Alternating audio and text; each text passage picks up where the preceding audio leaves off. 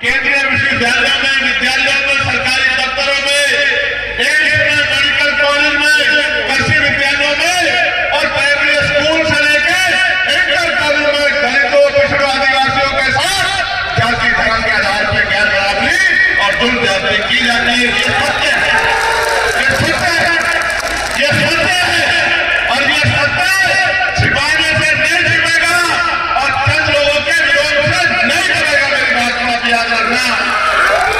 कुछ लोग तो काल्पनिक डर से डर गए हैं कि अगर झूठे मुकदमे हो सकते हैं। हमने अपने बच्चों का बलिदान किया, स्थानीय हत्या हुई है, पायल तड़वी की, देवता मेघवाल की, रोहित वेमुला की, उनकी मां से पूछ के देखो जिस बच्चों को भविष्य बना के पालते हैं और जब उनको मरवा दिया जाता है इन बच्चों में, उन माओं पे क्या बीतती है। आप हमारे दल को क्या जानते हो? आप तो काल्पनिक बातों में डर गए कि मुकदमा छोटा हो सकता है, जबकि गाइडलाइन में कहीं भी कुछ ऐसा नहीं है। इसलिए 11 तारीख को हमने दिल्ली में प्रोटेस्ट बुलाया है। हम देश को बता देंगे कि हम झुकने वाले नहीं हैं। अगर न्याय नहीं मिलेगा तो संघर्ष होगा। प्यारे साथियों, आज जब हम लोग सभी साथी बताएं कि सभा को संबोधित करने के लिए हमारे नेतागण यहाँ उपस्थित हैं, तो मैं गोरखपुर से शुरू करूंगा। गोरखपुर में 2022 में भी जल भराव की समस्या थी और आज भी जंगल अहमद अली शाह के लोग, मैंने परसों तरसों के अखबार में देखा कि छोटे छोटे बच्चे स्कूल कीचड़ पर जाने को मजबूर हैं। धार्मिक स्थलों पे लोग कीचड़ में जाने को मजबूर है और सरकार कहती है कि हम डबल इंजन की सरकार चला रहे हैं। ऐसे निगम में डबल इंजन की सरकार, ट्रिपल इंजन की सरकार को 2027 में मेरे लोग उखाड़ कर फेंक देंगे। मेरी बात को सिद्धार्थनगर में जंगली जानवरों का प्रकोप है, आतंक है, सीमावर्ती क्षेत्र है तो डीएपी की खाद की तस्करी होती है और किसान लाइन में लग के सुबह 4 बजे से डीएपी खाद के लिए संघर्ष करता है और सरकारें कहती है कि हमने किसानों को खुशहाल बना दिया है। प्यारे साथियों, कुशीनगर में जो पर्यटन क्षेत्र होने के बावजूद वहां के स्थानीय युवाओं को रोजगार नहीं मिल रहा है और महामानव सागर के परिवहन स्थली पे किस तरह की परेशानियां खड़ी हो रही है, ये भी किससे छिपा हुआ नहीं है। संत कबीर नगर में हथकरघा आयोग, हथकरघा और छोटे दो का पतन हो रहा है और इसमें सबसे बड़ी लाठी तब चलती है हमारे साथ दुबई से बड़े हुए दाम और दुबई से हमारे साथी देख रहे हैं। मजदूरों को, उन गरीबों को तोड़ने का काम करते हैं, उन छोटे व्यापारियों को नुकसान पहुंचाने का काम करते हैं। महाराजगंज में जो सीमावर्ती इलाका होने के कारण तस्करी और प्रशासनिक लापरवाही का बोलबाला साफ तौर पर नजर आता है। मऊ में बुनकर समाज को गहरे आर्थिक संकट से गुजरना पड़ रहा है। बिजली, कच्चे माल और बाजार की गंभीर समस्या, श्रमिकों का शोषण और न्यूनतम मजदूरी तक लोगों को नहीं मिल रही है।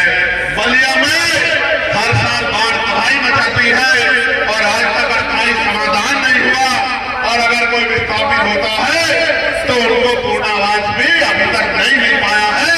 जगह जगह की कंप्लेनें हमारे पास है।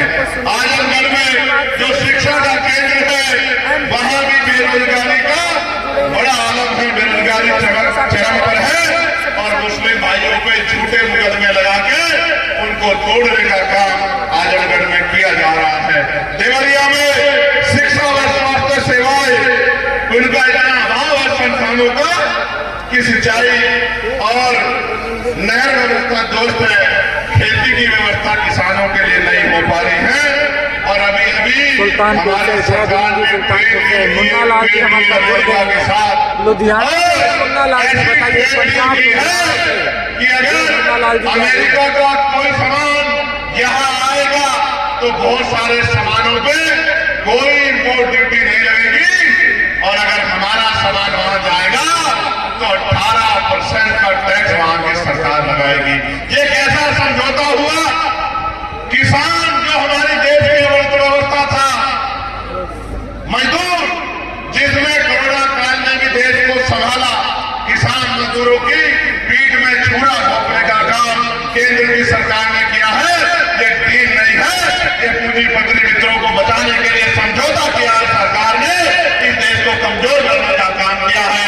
जब अमेरिका के प्रोडक्ट बिना इम्पोर्ट ड्यूटी के यहाँ की मार्केट में आ जाएंगे तो यहाँ का किसान और डेयरी उद्योग कमजोर पड़ जाएगा, यहाँ की ग्रामीण अर्थव्यवस्था कमजोर पड़ जाएगी और भयंकर बेरोजगारी भुखमरी का शिकार हो जाएगा देश।